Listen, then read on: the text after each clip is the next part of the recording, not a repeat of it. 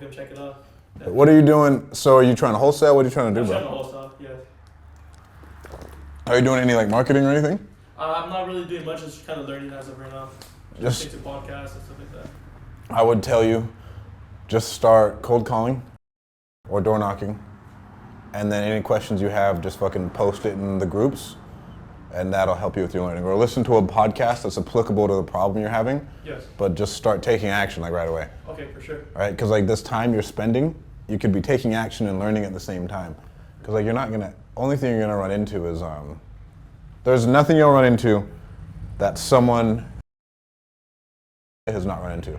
Okay. To where if you send them a DM of a very, very specific question, I'll answer it, Mike will answer it, Jason will answer it, everyone will answer it. Because it's a very specific question, not like, hey, how do I get started in real estate? Like, bro, like, go fucking YouTube that shit. Yeah, well, yeah. Right? Yeah. But if like you're like, hey, I just talked to a seller, they said this, what should I do?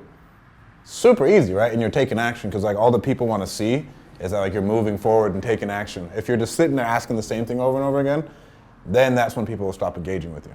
Okay, I see.